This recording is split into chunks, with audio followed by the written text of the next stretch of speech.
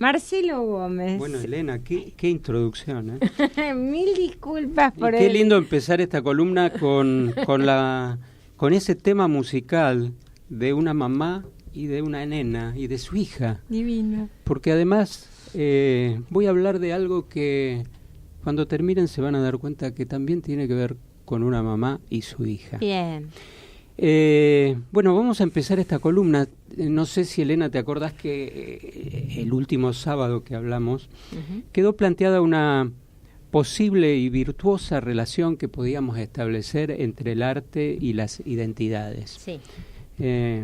Muy sintéticamente, y para aquellos oyentes que no lo escucharon, lo que se trató ese sábado fue la necesidad de contrapesar, de generar una fuerza que vaya en contra de la fuerza a la que estamos todos sometidos, a la fuerza de este sistema socioeconómico globalizado, un sistema que tiende a uniformarnos, que construye a los sujetos como engranajes más que nada de un mercado, que nos construye como manos de obra o como consumidores.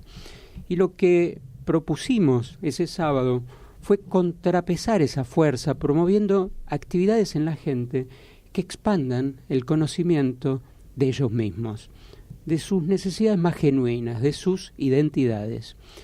Y en esa dirección planteamos que el arte y las experiencias estéticas son actividades humanas privilegiadas para el logro de ese cometido.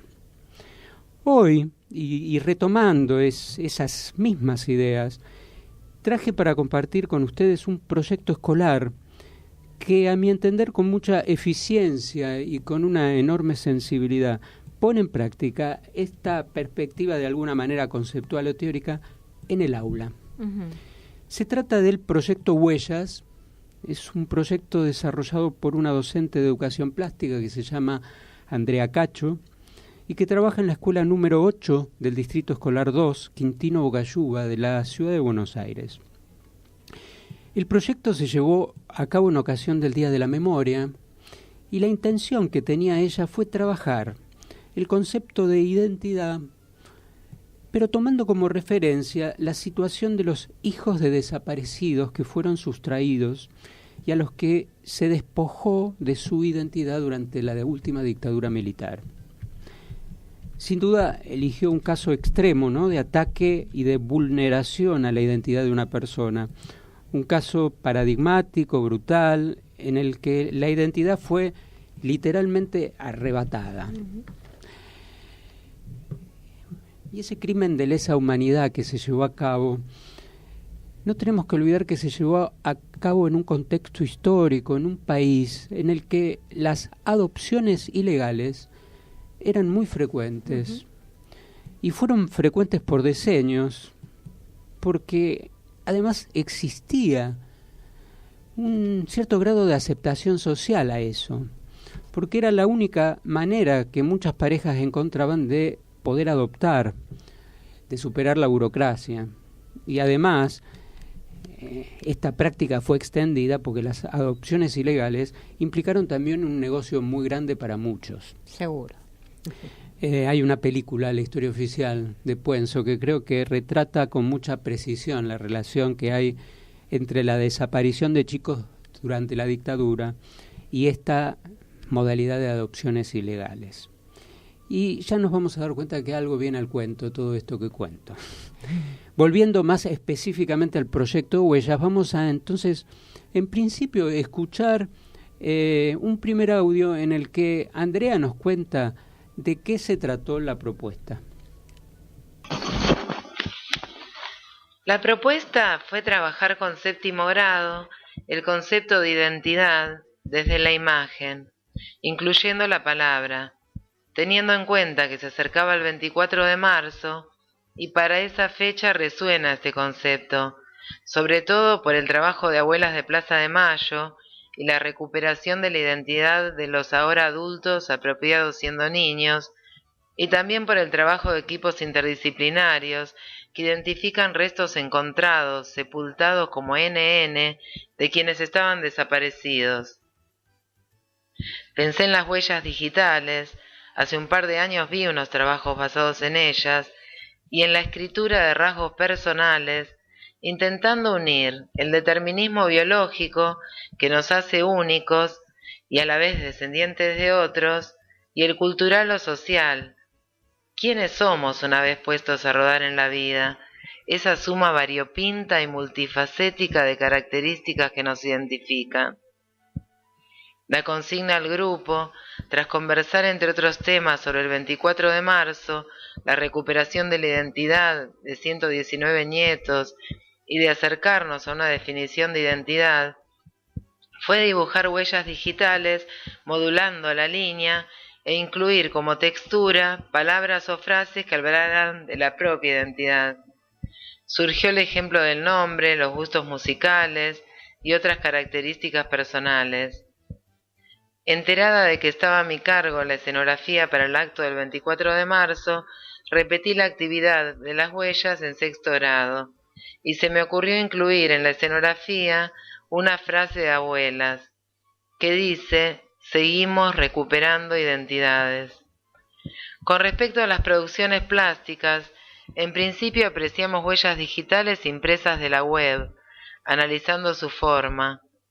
Algunos chicos se mantuvieron más sujetos a ese esquema, otros hicieron sus huellas con círculos concéntricos o con óvalos, en blanco y negro o usando colores. Con respecto a los textos, algunos escribieron su nombre repetidos muchas veces, otros contaron muchas cosas de sí mismos e hicieron más de una producción, varias. En fin, hubo diversas apropiaciones de la consigna, como diversos somos. Bueno, vamos a analizar ahora un poco lo que Andrea plantea a sus alumnos. Ella les propone realizar una composición a partir de 2 elementos visuales. Por un lado, y como figura, utiliza las huellas digitales. Y por otro, y a modo de fondo, textos, escrituras. Las escrituras no son arbitrarias, sino que se refieren a los rasgos personales de los autores, algo así como un autorretrato escrito que cada chico hace de sí mismo. La composición propuesta opera conceptualmente como un contrapunto entre 2 términos. Por un lado, los determinismos biológicos, representados por las huellas digitales, y por otro, los determinismos socioculturales, representados por la escritura. Lo primero que puedo decir es que la elección de la forma propuesta como figura, esto es las huellas digitales, a mi criterio es un verdadero acierto.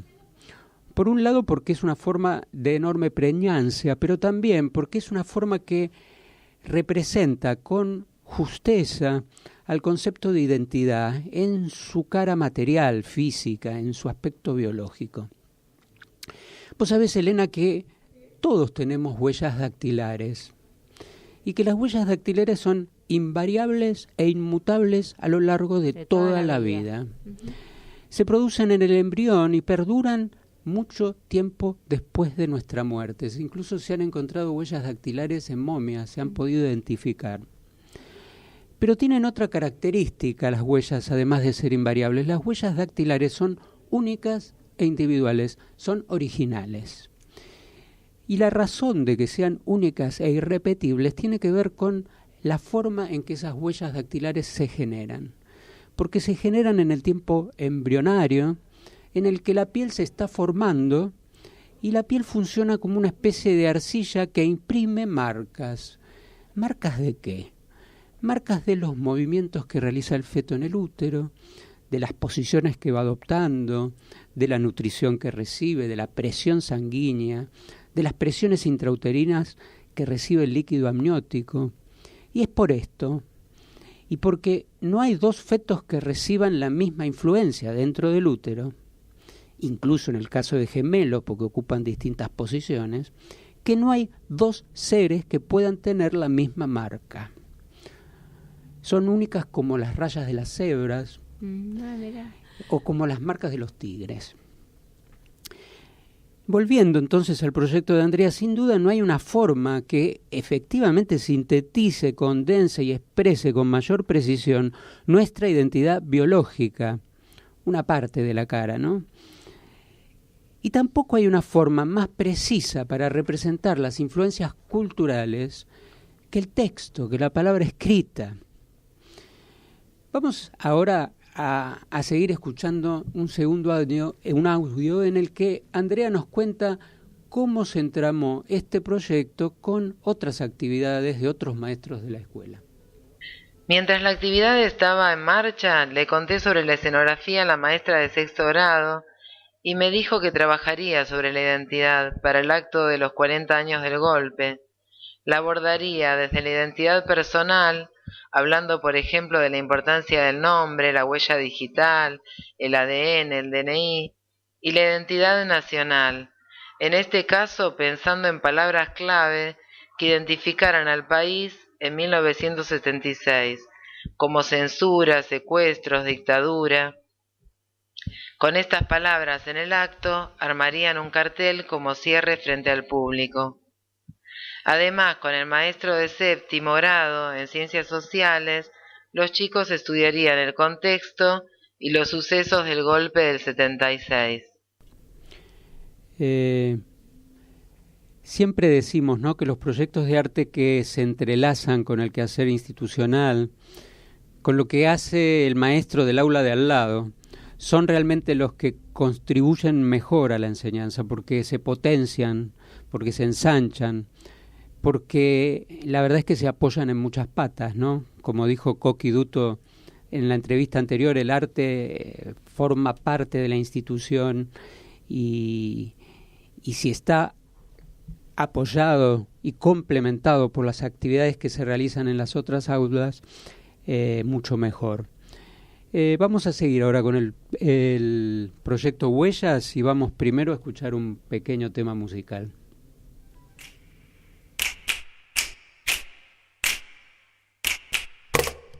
¿Dónde está aquel pajarillo que canta sobre el limón? Anda y dile que no cante, que me roba el corazón. Anda y dile que no cante, que me roba el corazón.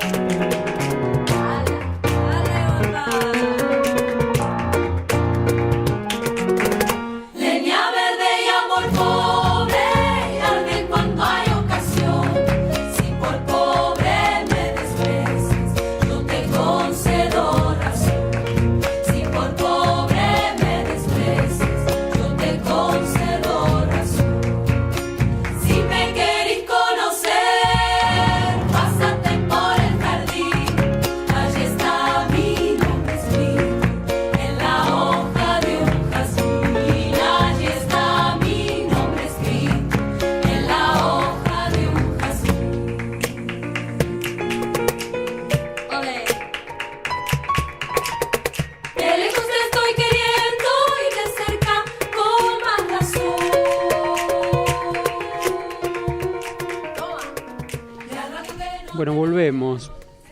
Creo que este proyecto Huellas tiene varios ingredientes que merecen ser apreciados, que merece que nos detengamos. El primero, y como ya dije, es la finura, la lucidez o la precisión con que se eligieron los elementos formales que se le propusieron a los chicos, ¿no? Por un lado, estas huellas digitales, trabajadas con línea modulada, y por otro, los textos escritos como fondos, texturas visuales.